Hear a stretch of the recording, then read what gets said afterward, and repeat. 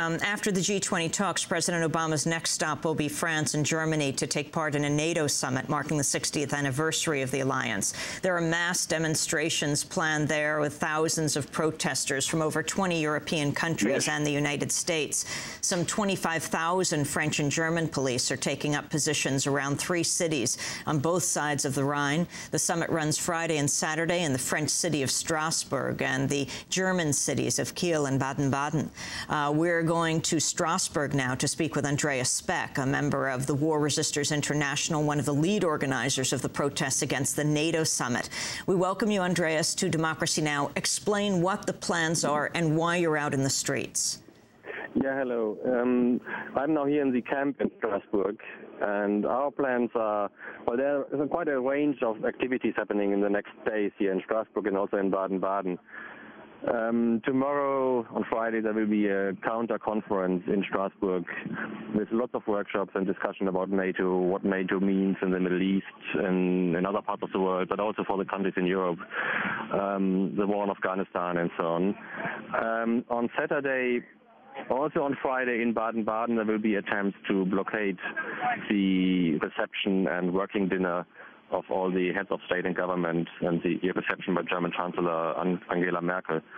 On Saturday, everything will focus on Strasbourg because the official summit will open in Strasbourg at 10 in the morning.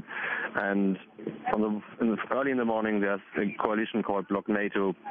We are part of that, which will try to blockade all the entrances to the NATO summit. There's quite a huge security zone around the NATO summit area, and we will try to blockade the entrances to the security zone. They are basically setting up a fence in the middle of the city of Strasbourg to protect the summit.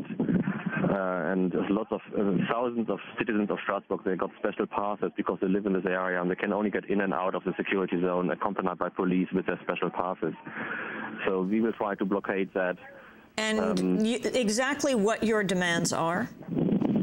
Well, obviously, we are focusing on the war in Afghanistan and saying troops out of Afghanistan immediately, but we are also going much further than that because we are opposed to NATO in principle. We want NATO to dissolve. It should have been dissolved at the latest when the Warsaw Pact was dissolved in 1990, but from our point of view, it never had really a right to exist, and we want NATO to dissolve. We don't think it serves any good in the world. It's certainly not a force for democracy, what it always claims to be. It's an imperialist force trying to protect the interests of Western capitalism all over the world, and especially since 1990, we could see a development of NATO becoming increasingly involved in military operations all over the world.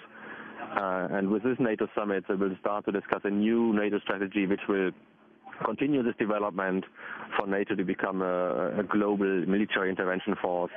And the war in Afghanistan is central in that. It's the first major military operation of NATO, and the future of NATO depends on it being successful. That's why they're trying to put so many resources into this war, and that's also why we focus on this war. We say troops out of Afghanistan immediately, and in the long term, dissolving of NATO. Andreas Speck, the level of police presence? There's a lot of police here. We had a lot of police repression. Also, people were not allowed to pass from Germany into France. Several people got arrested. They got banned by the German authorities of leaving Germany, got arrested for breaking this ban or trying to break this ban, and will be in prison until Sunday. Also, we know that people in Germany, all over Germany, certain activists got contacted by the police and have to report to police on every day during the summit time, that they cannot leave their cities to come to Strasbourg. There's a lot of police in Strasbourg already. We had a small clash 2 nights ago at the camp where police was provoking some confrontation. They are checking a lot of papers. Whenever you go into town, there's a high risk that they will check your papers, and that can take a longer time or less time depending on who you are and what they think of you. So there's a lot of police repression already here, which is very visible and creates a bit of tension. But at the same time, you have a lot of people here in the camp. Thousands of people are camping here in the south of Strasbourg. Andreas, I just want to interrupt. Who did you say has to report to the police every day? certain activists who are known by the police, who live in different cities of Germany, they have been contacted and have to report to police in their city, which means they cannot leave their city because every day they have to go to the police station and say, I'm here. So that's really preventing them from leaving their home to come to Strasbourg or Baden-Baden to join the protests. Tony Benn, finally, comment on President Obama coming for the first time as president to Britain. Can you explain the level of popular sentiment around the issue of the war in Afghanistan? In the United States, in the mainstream media, there's very little criticism of the expansion of the war. Today, the Pentagon calling for 10,000 more troops on top of the 17,000 that Obama has promised. Tony Benn. Hello. Hi, Tony Benn, are you still with us? I'm still there. Do you need me? Yes, I'm just asking if you can explain the level of popular sentiment around the war in Afghanistan, with President Obama calling for more troops, 17,000 more than the Pentagon today, calling for another 10,000 on top of that. Little idea in this country, in the mainstream media, little is heard of those who are opposed to the war in Afghanistan. What about in Britain and around Europe? Well, you see, Britain invaded Afghanistan in 1839, a year or two before I was born, and we captured Kabul. And the following year, we were thrown out and lost 15,000 troops. British troops were killed in the retreat. We went in again in 1879, and we were thrown out again. The Russians went in, and I led a delegation to the Soviet ambassador in 1958 to complain about the Russian occupation of Afghanistan, and he said, "Comrade, we have to do it because there are terrorists there." And who was he referring to?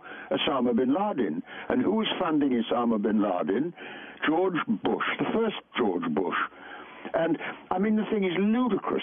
And I'm not very good at geography, but I didn't know the North Atlantic extended to Afghanistan. And the North Atlantic Treaty Organization is being turned into the French Foreign Legion for the White House. And so there's great opposition. Troops are dying, and it is an unwinnable war, but it's also an immoral war. So opposition is very strong here against the Afghan war. And I think that President Obama has made a mistake, but sometimes a mistake has to be learned by the person who makes it. And just as in the Vietnam War, we were told there would be the Great Tet Offensive and it would set it all right. But I fear this is going to go wrong too.